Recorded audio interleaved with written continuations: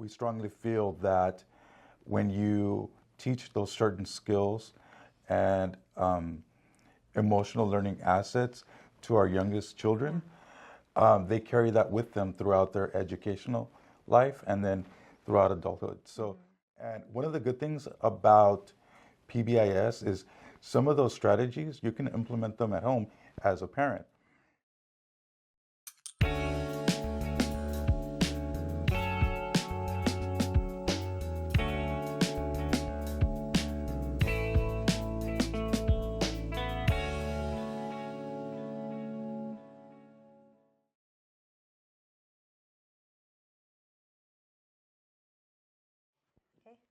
So welcome Lynwood Unified School District families to another episode of Beyond the Classroom. We're very grateful that you were able to join us today. And to everyone who's been watching the episodes, we're about 10 episodes in, 11 episodes in, and thank you. We know we're not perfect. We're not professional podcasters or anything like that. We're just people that want to give information out to our families on topics that we feel are important that can help families at home. Throughout the day, and just us as professionals, you know, sharing information that we know. But before we talk about today's guest speaker and the episode of today, we want to highlight our multimedia video editors. For those of you who don't know, we actually have students that record, edit, do our post, students from Fireball High School. And I want to take this opportunity to recognize Jonathan Franco and Rodrigo Ayala, who have been with us from the start. They actually have experience in video editing and different things that through the classes that they take at Fireball High School. And their teacher, Mr. Lee, actually recommended them. So thank you, Mr. Lee, if you're watching this episode. Thank you for the recommendation. We're very grateful for our students and all the work that they do to make these episodes really nice. That's why they look high quality, because of our students and their experience. So thank you guys. So we wanted to share that in case some of you don't know, but our students are very hardworking and they produce these videos. So thank you guys. You're doing an amazing job. Thank you. So they're very shy, so they stay behind the scenes, but we'll make sure to get them on the scenes, you know. Eventually. Yeah. So let's get started with today's episode. Today's episode is very close to our heart, right? It's a topic that we've been working as a district for almost 12 years now. Yeah, 12, 13 years, right? Yeah. So before we talk about PBIS, Positive Behavior Intervention Support, I want to recognize and highlight Mr. Jose Jauregui, our Assistant Director of Student Services. Mr. Jauregui and I have been working together probably 23 years plus. Close to it, yeah. We get close to it. So, you know, he's honestly the right hand of this department. Without him, it'd be very difficult to do a lot of things. So thank you, Mr. Jauregui, for all the work that you do. And most recently, the last 2 years, he's been overseeing 3 years. 3 years, yeah, it's the third year. Yeah, a full implementation where you've ran it and you've overseen the entire, entire initiative. Before that, I did it for a little while, and then our former director. So all of our hands have been in it, and we're very excited to where our district is at this time. So Mr. Jauregui has been in Lynwood Unified for how many years? This is my 27th year in Lynwood. Wow. And what positions have you had here in Lynwood Unified? So I started off as an elementary school teacher at Roosevelt. Then I became a teacher lead, assistant principal at a couple of elementary schools, assistant principal at a middle school, principal of Lugo, principal of Hostler, and then a coordinator here in student services, and now assistant director. Wow. So you've had a lot of positions. Yes. So, and I know a lot of the families that are probably watching, they know you. And I know that you probably taught their kids. Right. And maybe now their kids' kids. Right. You know, so this is generational impact here. So that's good. So in addition to overseeing PBIS, what are some of the other initiatives that you support here in the district? Right. So one of the biggest things that I've been heavily involved in the last 3 years has been the SELs. Which is what? The social emotional learning specialists at the elementary schools. And I've worked with them directly to roll out the program, because we strongly feel that when you teach those certain skills and emotional learning assets to our youngest children, they carry that with them throughout their educational life and then throughout adulthood. So we always think that the earlier you teach kids and have them understand their feelings and emotions and how to navigate them, they're going to continue to use it throughout their life. Absolutely. And going right into it, PBIS and STL very much connected. Right, because they're all part of the MTSS, right, multi-tier system of supports, and everything that has to do with behavior, academics, social emotional learning, they're all interconnected. Yes, they are. So let's get right to it. Let's talk about PBIS and what it is. So what is PBIS? So PBIS is, like you said before, positive behavior intervention supports, is a framework. It's a system of how we can support our students academically, social emotionally, and behaviorally. So we look at all the things that we have in our district, all the assets, all the programs, and how can we combine all those things together to make sure that our children are having emotional success, academic success, behavioral success. And we also look at all the possible interventions that we can provide for the children and our families to make sure that they have the success that we want them to have. So what are the things, like if I'm a parent listening to this, I know they've heard about different bucks that kids get. So what are the things that we want to share with our parents that PBIS leads and the purpose of it? Like, what is the purpose of the initiative? So the biggest purpose of PBIS is to maintain a positive school climate, right? And the way that we do that here at the school district is we set up rules and expectations at each of our school sites. But we also provide incentives for our students. So you may notice, parents, that when your kids go home, they may have something like hawk bucks or paws, and they look like little dollar bills, right? And so your children have earned them because they have demonstrated positive behavior at the school sites. And they could be given by teachers, by counselors, by campus monitors, by secretaries, whoever. Anyone can give it to the children, even the principals. And so at the end of the day, at the end of the week, at the end of the month, they can turn those in and they can get prizes. But basically what it is it's based on something called token economy. And one of the good things about PBIS is some of those strategies, you can implement them at home as a parent. You can set up a schedule for your children, like, hey, have you cleaned up your room or you vacuum the living room? You can get some home bucks or something like that. And at the end of the week, they can turn them in. You can give them like extra time on the laptop, or you can take them out to the park and play, or whatever you want to do. But it's always great that you can align what's happening at school with what's happening at home. Because they're trained, especially if they're trained by it. I want to talk about rules. We talked about, you said something about creating rules within the PBIS framework.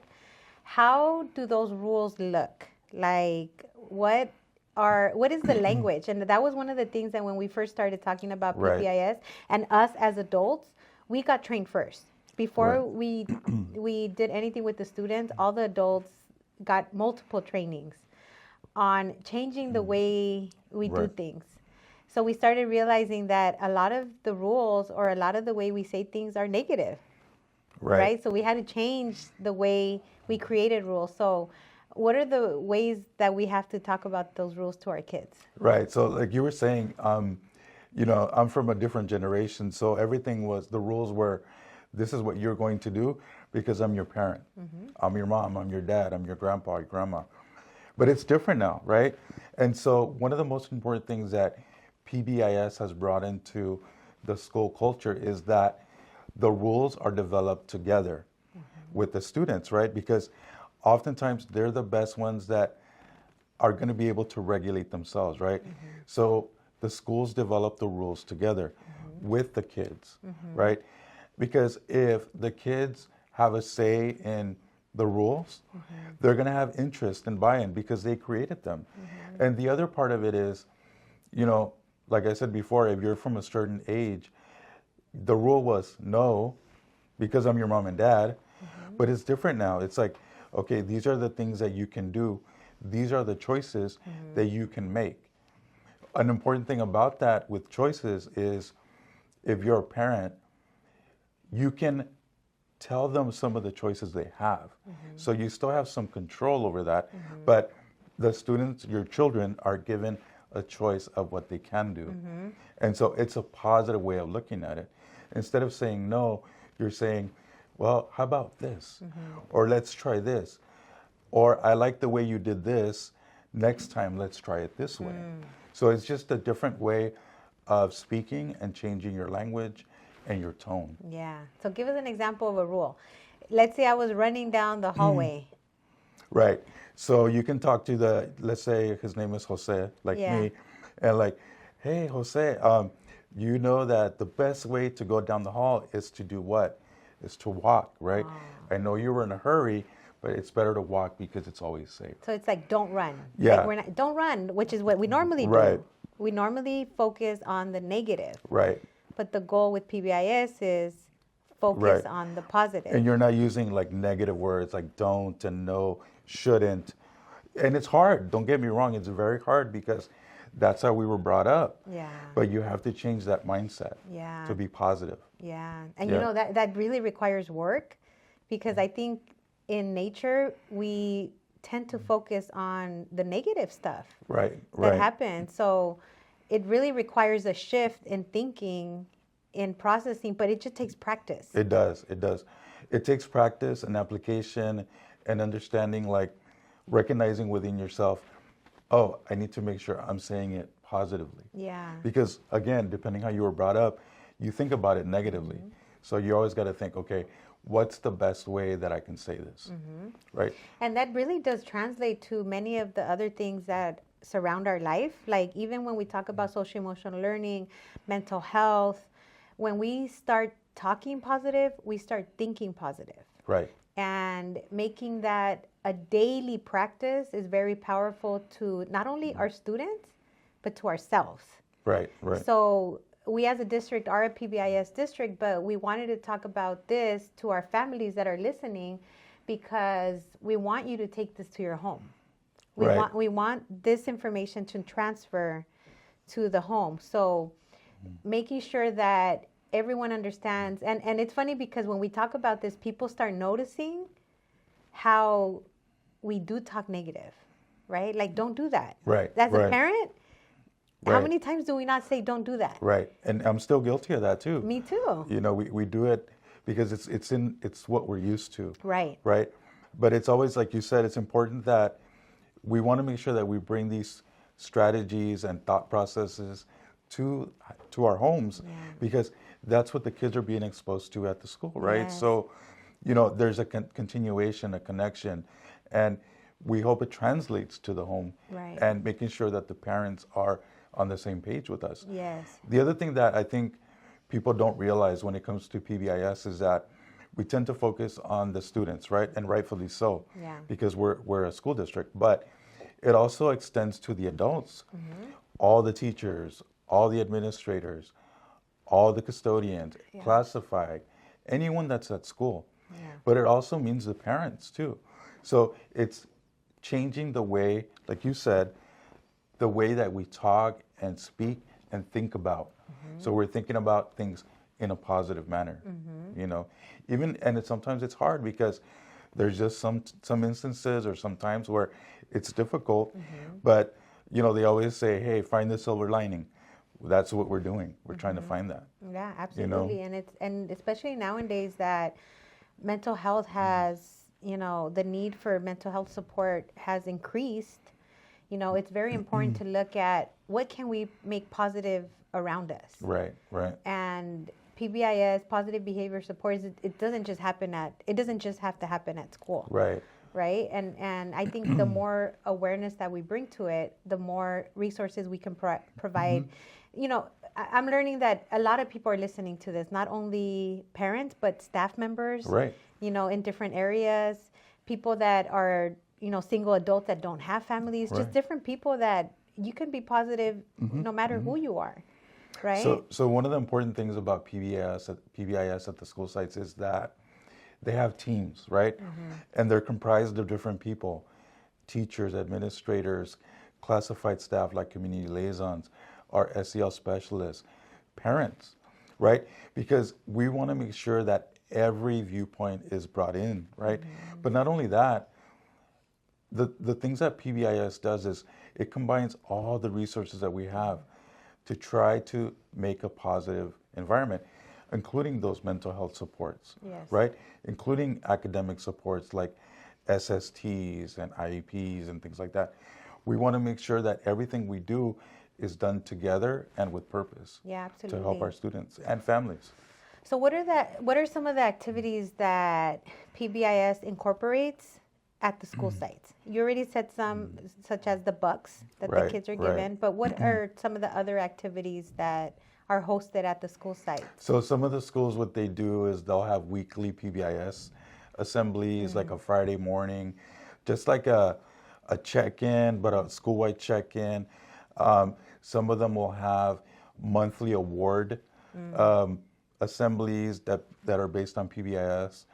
A lot of the schools, they'll have PBIS stores where the kids can go and trade in their PBIS bucks for like some pencils, school supplies, takis, or whatever the case may be. Don't tell nutrition services. No, yeah, we won't say that. Yes, very nutritional snacks, right? But they do all those kind of things just so that there's the motivation there. They see that what they're earning through their behavior can result in something else. Some of the other schools will have quarterly assemblies, and they'll give out things like skateboards, like at the high schools, gaming systems, some really good prizes.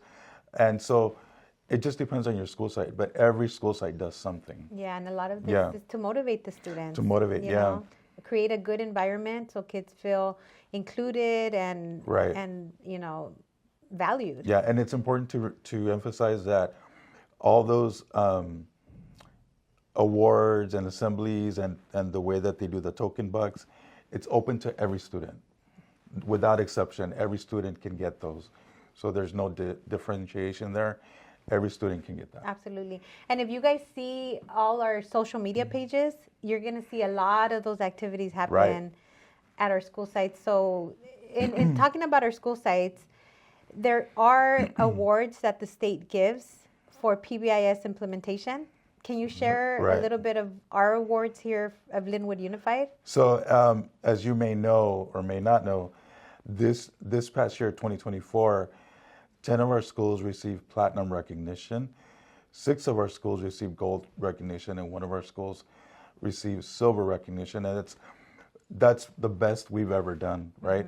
What's the highest the school can get? The highest that they can get is platinum, right? Oh, good. And so a lot of our schools went up, and I think part of that was our Deputy Superintendent, Dr. Dinkins, made that commitment at a principals meeting that, hey, we're going to get more platinum schools.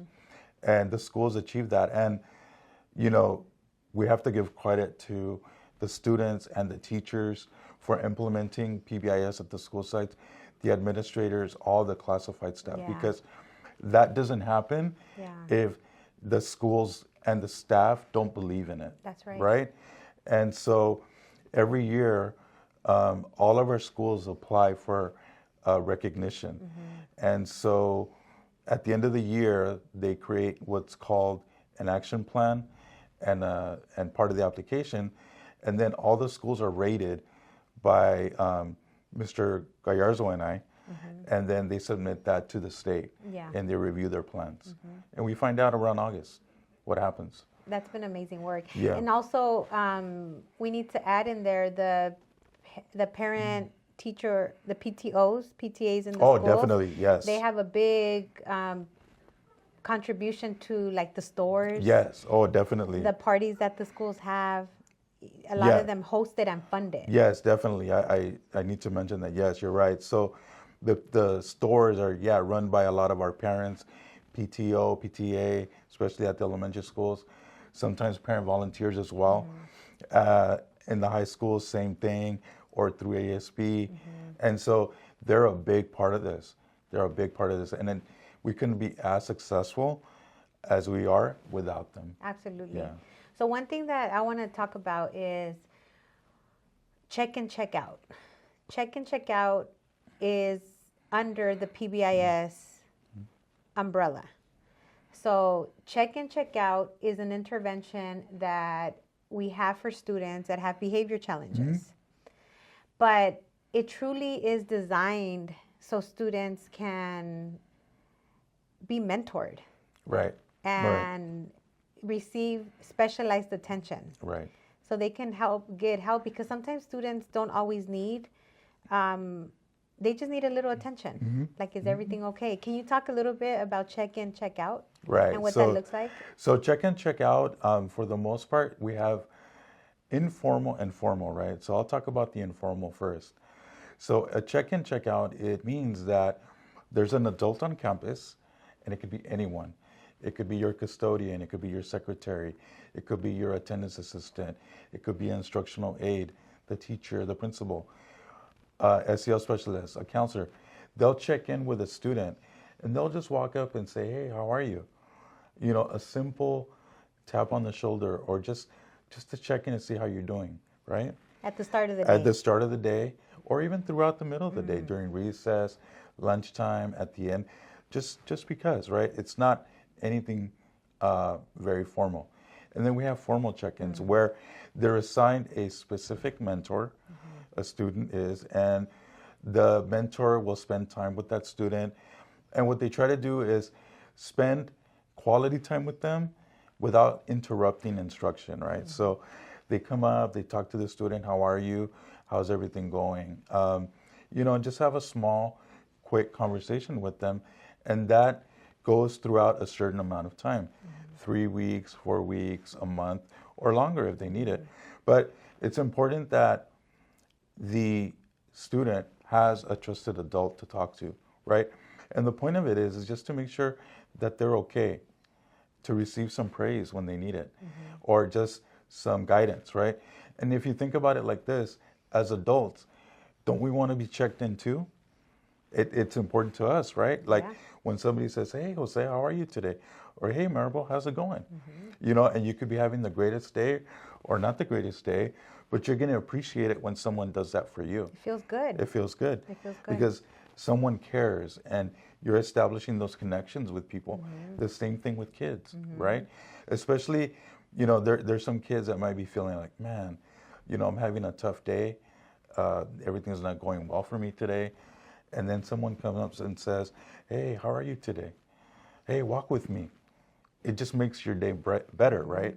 It doesn't solve all the problems, but it makes your day better. Absolutely. And that definitely makes a difference. Yeah. And research shows that when a student knows that one adult believes in them, it changes them. Right. The connection between an adult at a school and a student is one of the most, I would say, powerful factors in student success. Because when a student feels like, hey, I feel like I belong, I feel like this school and this person or these people care about me, I'm going to be motivated to behave better. I'm going to be motivated to try my best in school, on my tests. And you're also going to feel motivated to help other students and their peers, right? Because you feel that way. So you change the environment of the school. And it is contagious. Yes. You know, a smile is contagious. A happy feeling is contagious. It's kind of like, wow, if I'm having a rough day, but I see you happy, that makes me happy. Right. You know? Right. And when students do that, it's really powerful to the school culture and the school environment. And it's something that could be transferred to the home. Yes. Because the home is so powerful. Yes. To a student's well-being. And the thing to remember is when your little ones, your little 5-year-olds or 10-year-olds, or even your little ones that are 15 and 16, when they're bringing that home, that positivity, that feeling of well-being to the home, it makes you feel better. Because as parents or grandparents, aunts and uncles, that's all we want, right? We want them to feel good about themselves. And when they feel good, you feel good. Absolutely. Everything changes. And life is not perfect. There's a lot of challenges happening to everyone every day that we don't know about. So when we can bring some positivity, why not?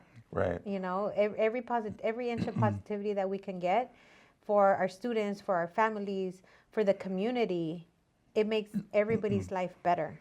Right. So let's give some families some tips. Like, one of the things that I always like when we bring this up, it becomes a little tricky because parents, we have to self-reflect. You know, sometimes we do things that we don't realize that we do. And going back to the speaking part on how we speak to our parents, like, that's really interesting. So parents, we're going to give you a challenge today.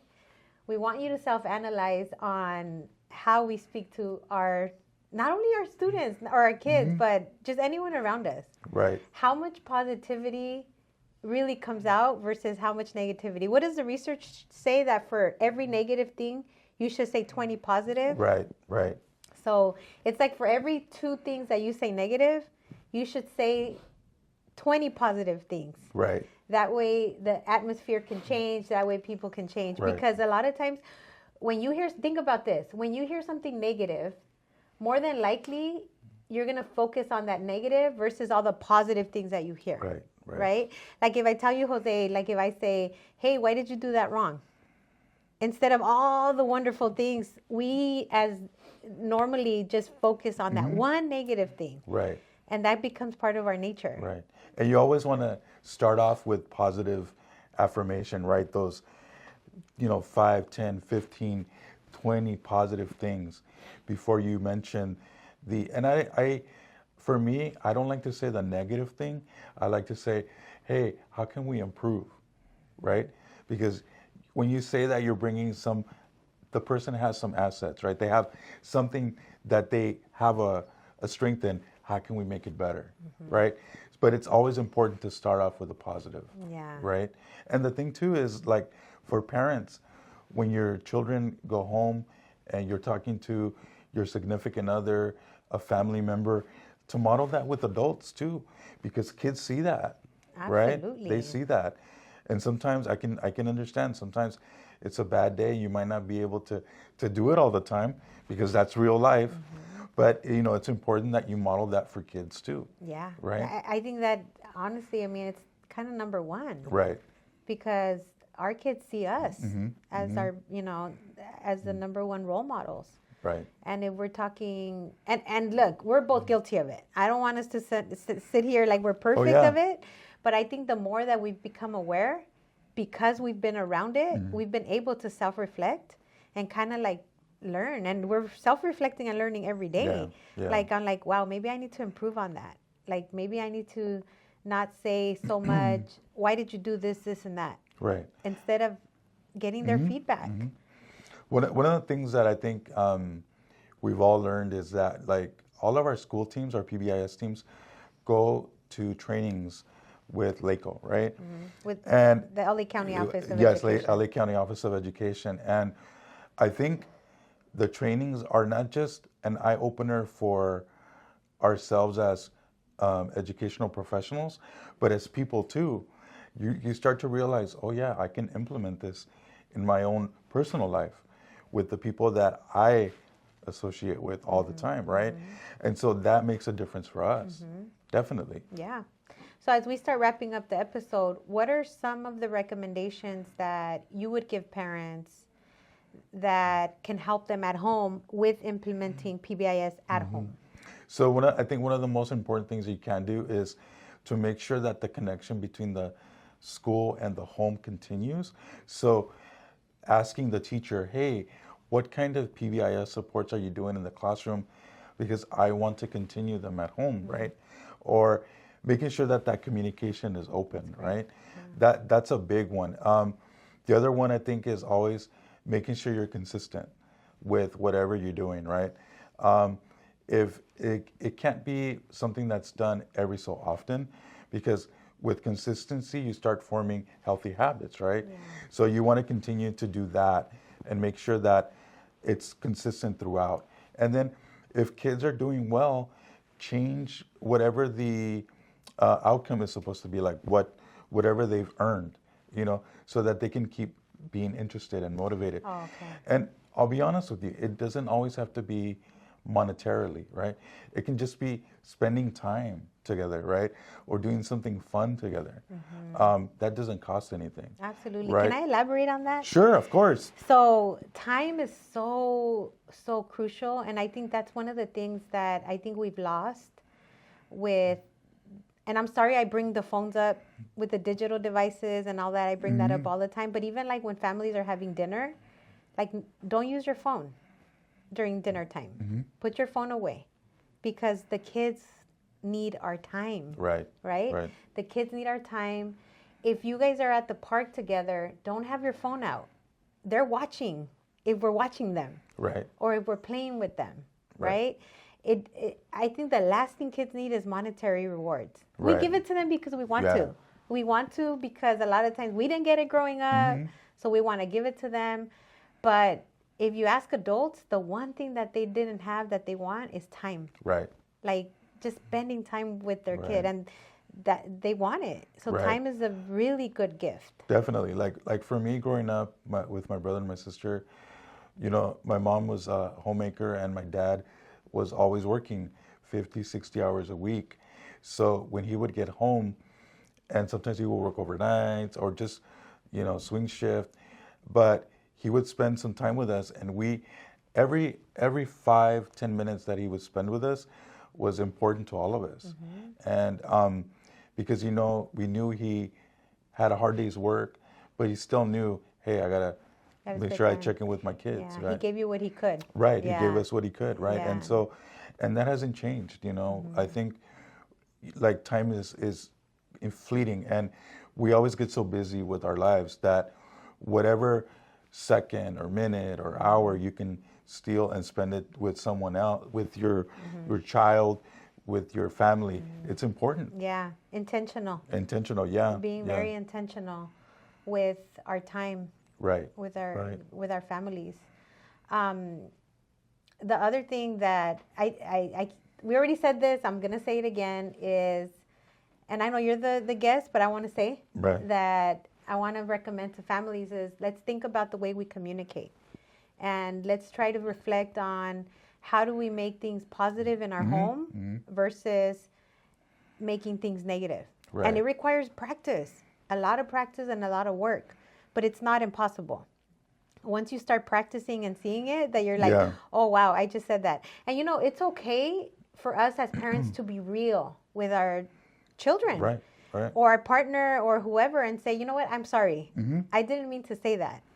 Like, I'm sorry, I didn't mean to say that can go a long way. Like, what I meant to say, because I think a lot of the conflicts that exist within families is because of the lack of communication or the way we say things. It's like we probably don't mean it, but how it comes out, it doesn't come out the most positive way. So one of the factors could be like, let's reflect on how we speak. Right. And how we say things, and let's try to keep it positive. Right. Because as we said in all the previous, in some of the previous episodes, is, everyone deserves respect. And being positive can help, create healthier homes and healthy students and healthy us. Right. Because it starts with us. So anything else that you want to tell our families regarding PBIS, what it is, and... I would just say, for all the Lynwood families out there and all of our broader audience, just, check in with your schools and their teams and their coaches. Every school has a PBIS team and they have a PBIS coach. Check in with them, see how you can support the PBIS team. If you have questions on how it's being implemented at the school site, ask the team, ask the coach, ask the principal. They'll all be great to share what they're doing there, And so that's the most important thing. But also ask your children, because they're the ones that are being affected by PBIS the most, right? And so when I go to the school sites, to the high schools and the middle schools, and I ask them about PBIS, they always say, oh yeah, we used to do this at Lincoln or at Lugo, now we're doing it here. So kids remember that. Yes. They always do. Yes. And it's made a difference in their lives. So you can ask your kids too. Yeah. And I got to tell you, we have some amazing PBIS coaches. We do. That work outside of their workday. Like a lot of the time they spend is volunteer to do a lot of the the planning, a lot of the programs, the events for the students. So they really have been amazing in the work. And they do, like you said, amazing work, and they it's a commitment to them, right? And it's something that they feel like they're making a difference, not just with kids, but with their teacher peers, with all the classified staff. It's really important to them, and they do tremendous work. Like I said, all the recognition that we have, we wouldn't have it without the coaches and the teachers and the kids. So there's a special shout out, because this video does go to our staff as well. So to all our PBIS team members, the teams, the leads, everybody in the teams that spend all this time. So thank you for all the hard work that you do. Definitely. In implementing PBIS here at Lynwood Unified School District. So with that being said, we're going to end this podcast with sharing resources that will be located in the bottom of this video. And feel free to go to mylusd.org. And again, we always say that if you're in need of any type of support, if you want to know more about PBIS, if you need social emotional support, if you need mental health support, we have social emotional learning specialists, community school case managers, licensed clinical social workers, community liaisons. There's a lot of staff out there that can help you. Reach out to your local school or come here to the district office where Mr. Jauregui and I are both located. We're here to support you. We want to make sure that you're connected to all the resources out there for whatever your family may need. Right. Is there anything else that you want to say before we end today's episode? No, I'm just thankful that we're here and we're doing this for the community and our parents. And it's great to see that everything we've talked about in the previous episodes now and then in the future, they're all about the parents. Yes. And how we can help you. Yes. And how we can help your kids and strengthen that relationship between the school and the home. Thank you. Okay. So with that being said, thank you for joining today's episode from Lynwood Unified School District, PBIS recognized district from the state of California. Thank you for joining us. And again, the resources are located in the bottom. And we hope you join us next Wednesday for the episode happening next week. So thank you and have a great rest of your day. Thank you.